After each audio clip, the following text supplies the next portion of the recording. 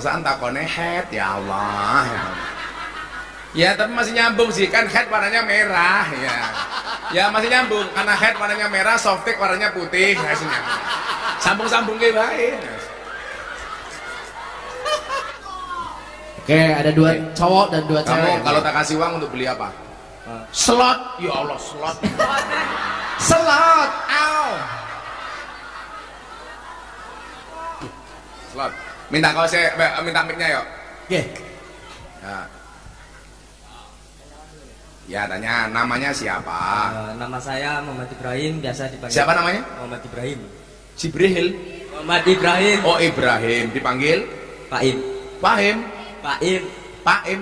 Baim. Oh Baim, ya Allah, Baim mau rupanya kayak ngene. Baim kelas berapa Baim? Kelas 10. Kelas 10. Cita-citanya Baim pengen jadi apa? Pengusaha. Pengusaha. Pengusaha apa nak? Nggak tahu. Oh, insya Allah besok Baim akan menjadi pengusaha Jagger jelantah gereh. Apa pertanyaannya Im? Bagaimana? Gini-gini aja biar nggak terlalu duduk aja. Nah, duduk. Santai aja slow, kayak orang tahlilan. Sing mati sapa? Amin ngawur iki. Tahlilan sing mati sapa Amin? Kamu benci banget sama Pak Amin kamu Im.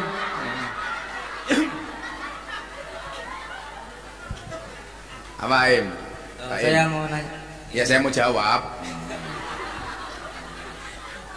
Bagaimana cara yang efektif untuk menumbuhkan rasa cinta tanah air dan jiwa patriotisme di jiwa pemuda-pemudi Indonesia saat ini? Coba, Pak Im apal nggak dengan dasar Dharma Pramuka? Apal? Coba dibaca. 1. Dasar Dharma Pramuka. Pramuka itu 1.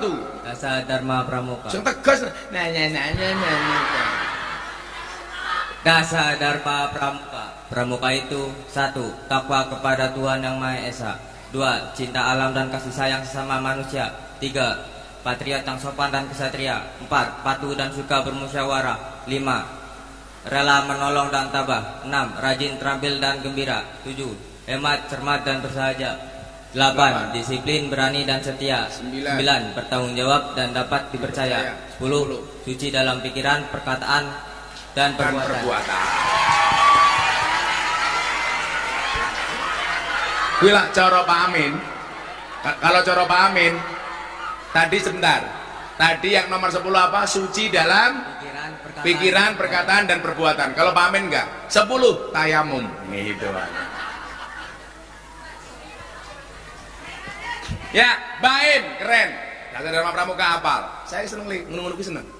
Jadi apa? Bahwa pramuka itu kenapa sampai hari ini dipertahankan sebagai apa? Pendidikan ekstrakurikuler.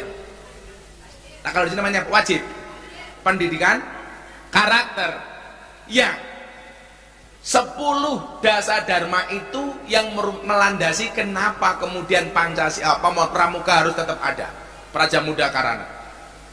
Sehingga nilai-nilai kebangsaan bisa diajarkan melalui kepramukaan. Coba apa saja yang sudah kamu pelajari dalam pramuka Baim? Selain tali menali, melang keliwet. Soal kebangsaan apa yang sudah kamu pelajari dari pramuka?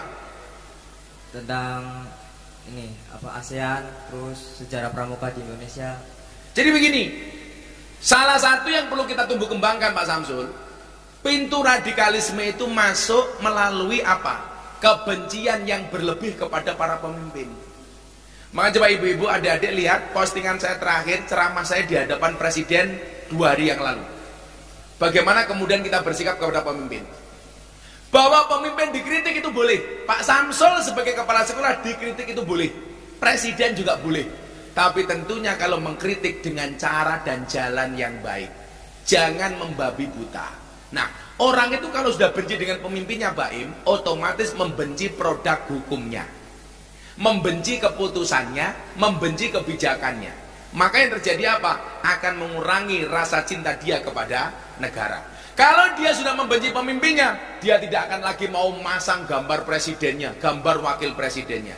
Kadang-kadang tidak bisa move on. Presidennya wis ganti, tetap nggak diganti. Sehingga kemudian apa? Pintu masuk radikalisme itu kebencian kepada pemimpin, maka kamu nggak boleh nak. Kalau kamu nggak suka dengan Pak Jokowi umpamanya, boleh nggak dikritik? Boleh. Saya dulu pernah mengkritik Pak Jokowi kebijakan miras. Ada legalisasi miras. Saya kritik Pak, saya nomor pertama. Trending Twitter nomor 2. Nomor 1 Wulan Guritno perceraiannya, nomor 2 trending Twitter Gus Miftah menunggu berakhirnya masa idah Wulan Guritno. Oh enggak. Saat itu saya mengkritik Presiden. Pak Presiden, saya Miftah. Saya mengkritik kebijakan Bapak melegalkan miras. Kenapa? Karena keharaman miras dalam Al-Quran qat'i mutlak tidak bisa diganggu-gugat. Maka saya menolak ini dilegalkan. Pak Presiden, mohon maaf, satu-satunya minuman keras yang layak dan boleh dikonsumsi adalah es batu. Sehari kemudian Presiden melalui Pak Praktik telepon saya, Gus, kritikannya didengar oleh Presiden, sama Presiden kebijakan keputusan soal miras dibatalkan. Ini perjuangan. Jangan kemudian kamu lihat beberapa waktu yang lalu di Gorontalo, BBM naik, mahasiswa demo menghina Pak Jokowi dengan menyebut alat kelamin. Sehingga kalau seperti itu, mohon maaf, berpotensi kamu ditangkap oleh polisi. Kenapa? Karena kamu telah melakukan ujaran kebencian. Kayak malah gandeng-gandengan nenggi wong kayak gitu. Warpe nguyuh, ya Allah, nguyuh kok berjamaah atau bubu. Jadi gitu nak ya, gampang saja. Untuk mencintai bangsamu, salah satu caranya adalah dengan tidak membenci pemimpinmu. Aduh, ya lanjut. Yang cewek dulu, yang sana. Ya. Kamu pakai masker, takut corona apa merongos? Mau buka aja. Oh, siapa tahu Pak Amin tertarik sama kamu. Masya Allah, Masya Allah. Allahu Akbar. Kalau di sana teriak-teriak Pak Amin, takbir. Kalau Pak Amin enggak, traktir. Apa mbak namanya? Mbak siapa? Perkenalkan, nama saya Nur Laili Mubarokah. Nur Laili Mubarokah. Nur itu cahaya, Laili malam, Mubarokah berkah. Kita ambil lahirin bengi. Nah. Oh benar. Panggilnya Nur, Laili apa Mubarok apakah? Manggilnya Leli Cantik. Laili.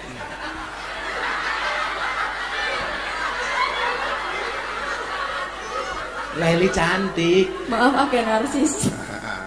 Kelas berapa Laili cantik? Kelas 11 IPA 6. Jadi Laili sangat cantik kalau lihatnya dari sedotan. Kelas berapa, Dok? Kelas 11 IPA Kelas 6. 11 IPA. Cita-citanya pengen jadi apa? Insya Allah ya Pak, semoga jadi dokter. Iya. Aminin. Dokter itu pinter apa goblok? Pinter. Oh goblok. Buktinya apa? Setiap orang datang ditanya, kan goblok. Pak Amin datang, Pak Amin sakit apa? Ditanya dulu.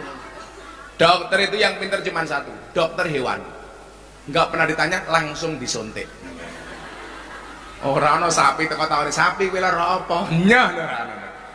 Pertanyaannya, Nur Laili Mubarokah. Bagus. Oh belum. Apa li?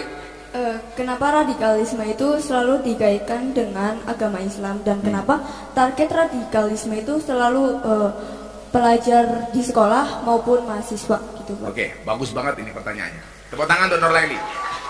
Satu lagi. Hah? Satu lagi. Oh, satu lagi. Kenapa radikalisme itu selalu dikaitkan dengan terorisme Pak? Nah, oke. Terima kasih. Apa bedanya radikalisme dengan terorisme? Belum tahu. Oh, belum kan tahu. Tanya. Oh, kan itu tanya. jawaban. Kan kamu tadi pertanyaannya bukan perbedaan radikalisme dan terorisme. Kenapa radikalisme identik dengan terorisme? Oke. Yang pertama begini, Dok. Kenapa selalu dikaitkan dengan Islam? Enggak. Yang ada radikalnya itu tidak hanya Islam. Kebetulan di Indonesia mayoritas Islam. Coba kalau kamu berbicaranya di Amerika. Kira-kira radikalisme itu identik dengan Islam apa enggak? Enggak. Kalau di Thailand, enggak, karena mereka tidak mayoritas Islam. Kenapa di Indonesia kok seolah-olah identik dengan Islam? Enggak ada. Karena radikal itu bisa masuk ke semua agama, tidak hanya Islam. Karena mohon maaf, saya punya teman pendeta. Pak pendeta, ada enggak umat kamu yang keras? Oh ada, Gus. Karena Anda tahu, saya termasuk orang yang sangat toleran. Di gereja saja saya ceramah. Tahun 2021 saya ceramah di gereja, dihujat oleh seluruh orang Indonesia. Viral, trending. Wah, saya dikatakan Miftah kafir. Saya jawab, enggak masalah, syahadat lagi. Ah, ini.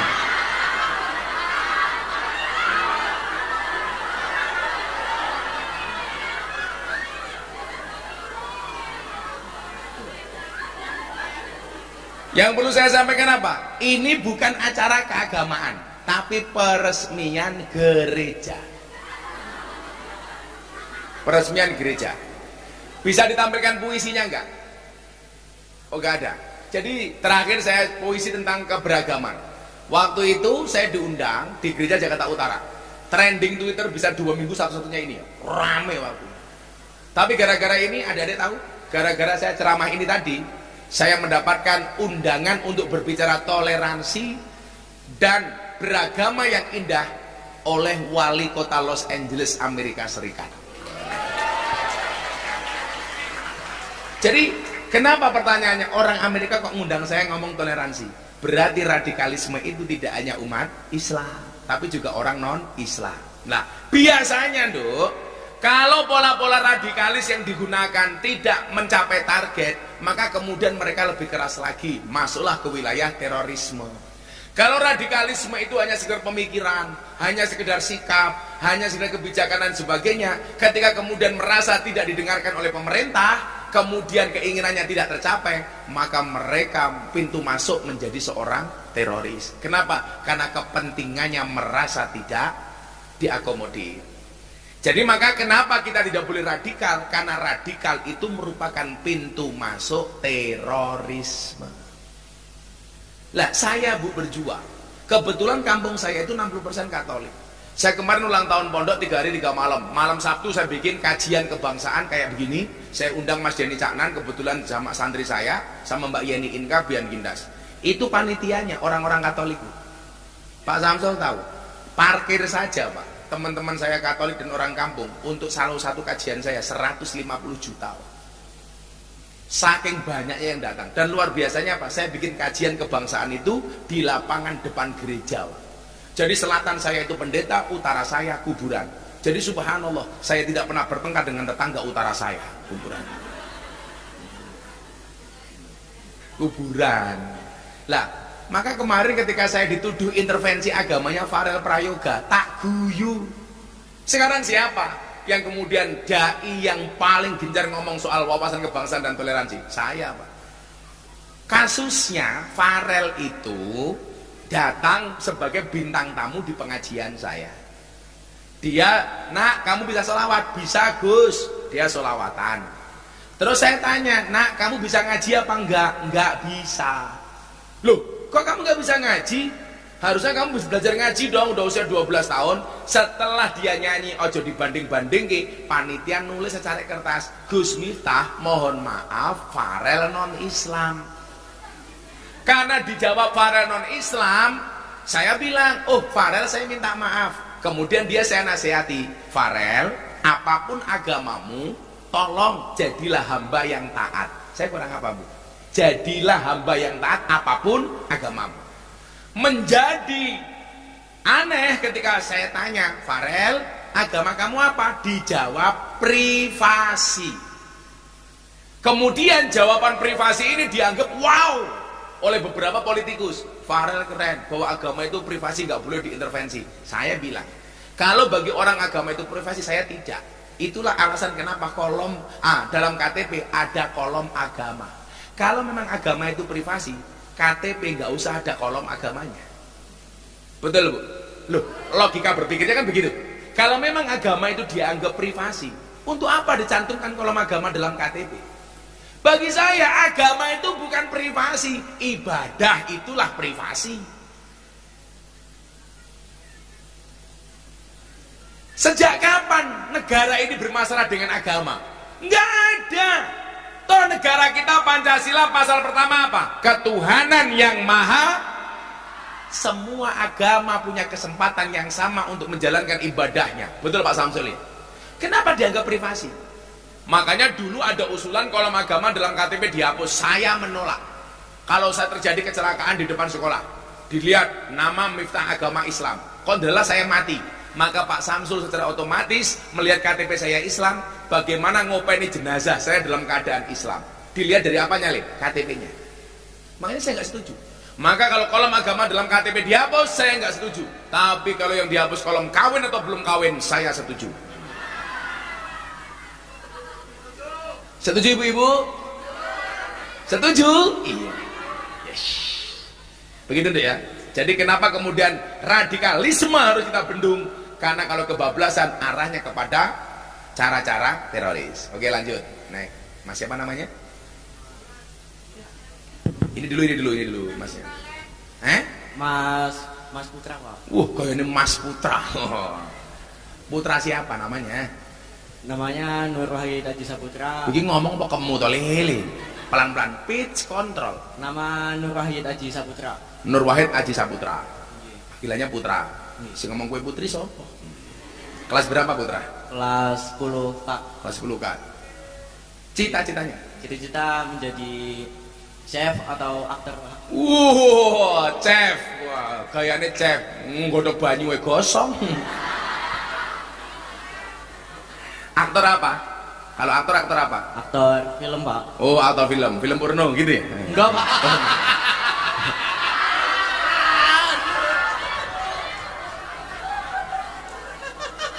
Gawat. Nanti kalau kamu jadi aktor film porno beritanya nggak enak. Alumni SMA N1 Brebes dengan kepala sekolah Samsul Ma'arif melahirkan bintang porno dengan nama siswa Saputra diberitakan menjadi bintang porno gara-gara kecewa dengan guru BK umpamanya. Apa Mas Putra pertanyaannya? Moga-moga jadi chef ya. Kamu senang masak apa senang makan? Dua-duanya, Pak. Oh, dua-duanya. Makanan kamu banyak? Oh, banyak. Iya, kalau orang makannya banyak tetap kurus kayak kamu, dua kemungkinan. Anugerah atau azab. Ya. Apa Mas Putra pertanyaannya? Cara agar lebih dekat dengan agama gimana, Pak? Banyak. Pelan-pelan. Cara agar lebih dekat dengan agama dan dapat terhindar dari perbuatan maksiat gimana, Pak? Loh, cara lebih dekat dengan agama. Apa agamamu ki adoh? Mungkin pertanyaannya supaya lebih taat bagaimana? Ngono loh. Oh, tips. Jadi begini, pas saya di Kute akhir tahun kemarin, Bu, Pak, adik-adik, tadi saya bilang, ada follower saya dari Australia, cewek, lagi sumur lah, susu dijemur. Pokoknya bentuknya SDSB, semok depan, semok belakang. Wow. Jadi kalau lihat cewek itu, Pak Putra, aku bilang wow. Kalau lihat guru matematika, ora Bu.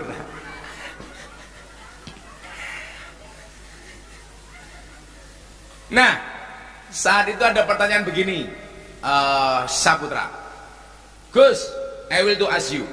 Saya ingin bertanya kepada Anda satu hal. Kenapa agama Islam itu banyak aturannya? Pertanyaan dari bule ini, Bu. Adik-adik coba dengerin ya. Kenapa agama Islam itu banyak aturannya? Saya tanya, contohnya apa, Mbak? Perempuan kenapa harus pakai jilbab ditutup auratnya? Untuk bisa hidup bersamanya Anda harus menikahi, akad nikah dan lain sebagainya. Ternyata bule itu Pak Samsul, itu dengan pacarnya dia tidak menikah, kumpul kebo. Tolong anak-anak Brebes jangan ada yang kumpul kebo, karena kalau punya anak berpotensi namanya gudel. Kalau bahasa anunya Pak, Saman Leven. Nah, Saman Leven. Nah, bagaimana menurut Anda? Apa jawaban saya waktu itu? Satu, kenapa agama itu didesain banyak aturannya, Nak? Karena manusia banyak maunya. Lah, supaya kemudian kemauanmu itu tidak kebablasan, maka kamu harus mengikuti aturan agama. Lah, dalam aturan agama ada bahasa takwa. Takwa itu apa? Imtisalu awamirillah wajtinabu nawahi. Melaksanakan perintah, meninggalkan larangan. Lah, bagaimana supaya kamu bisa beribadah dengan nikmat, Putra? Jadikan agama sebagai solusi, bukan problem. Kita itu beribadah menjadi susah, kenapa Pak Samsul? Karena menganggap agama sebagai problem, sebagai masalah, bukan solusi.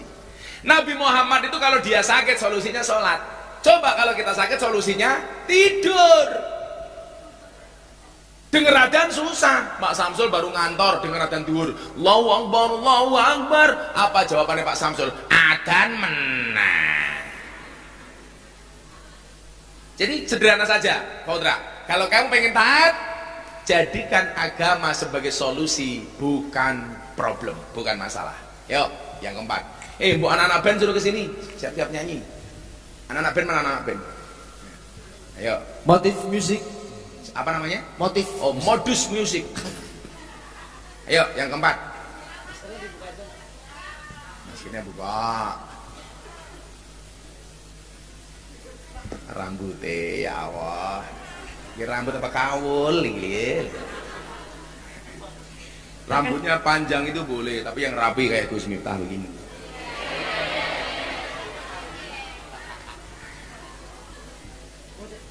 Perkenalkan, nama saya Keisha Monela Nur Alfia. Alon-alon. Kayak sepur loh. Siapa namanya? Keisha. Ya, biasa dipanggil Keisha. Panjangnya siapa? Dalam Nama panjangnya siapa? Keisha Monaila Nur Alfia. Oh, rambutnya berantakan kayak kamu. Iya. Kamu suka sama dia ya?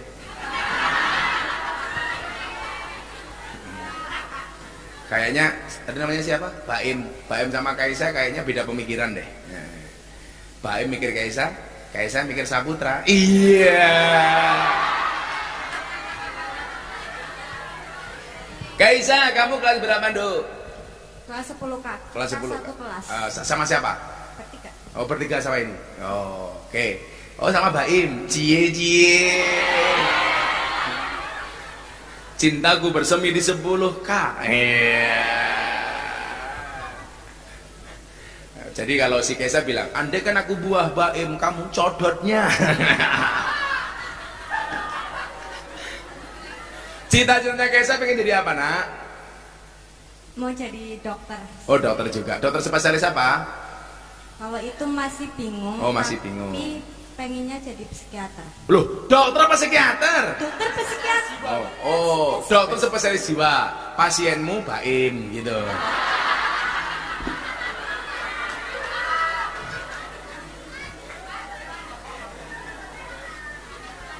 Ya Allah. Kaisa, pertanyaannya, Keish.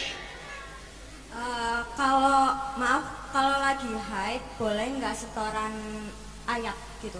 Soalnya kita Iki acarane kajian kebangsaan takone head, ya Allah. Ya, tapi masih nyambung sih, kan head warnanya merah ya. Ya masih nyambung, karena head warnanya merah, softtek warnanya putih, masih nyambung. Sambung-sambung ke bae.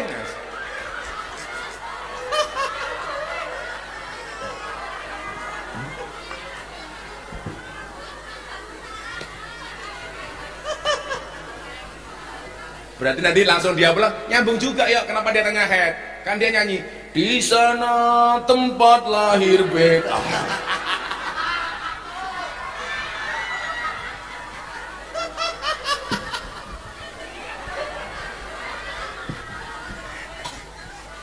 Ya terus kenapa? Gak apa-apa. Tanya Vicky gak apa-apa. Kalau kamu head, Iya, itu head itu mens kan? Iya. Menstruasi kan? Bukan mencret-mencret kan? kalau lagi haid boleh nggak setoran ayat? Soalnya tadi temennya nanya, tapi aku nggak tahu jawab apa. Oke. Yang nggak boleh bagi orang haid itu apa aja, Kaisa? Jadi belajar Risalatul Mahid wa yas'alunaka 'anil mahid qul huwa adhan fa'tazilun nisa. Kitabnya namanya Risalatul Mahid. Yang dilarang untuk orang haid apa aja, Nisa? Nisa, Kaisa. Sholat, terus puasa. Puasa. Udah itu dah. Apa? Masuk masjid boleh nggak? Oh, nggak boleh. Nggak boleh. Nah. Pegang Quran boleh nggak? Nggak boleh. Nggak boleh. La yamassuhu illal mutahharu. Jadi begini, kalau kamu dalam keadaan menstruasi, umpamane membaca kul huwallahu ahad, itu diniati zikir. Kalau niatnya zikir seperti astagfirullah, seperti Allahumma anta salam, seperti Allahumma anta rabbi, itu boleh selama tidak memegang Al-Qur'an.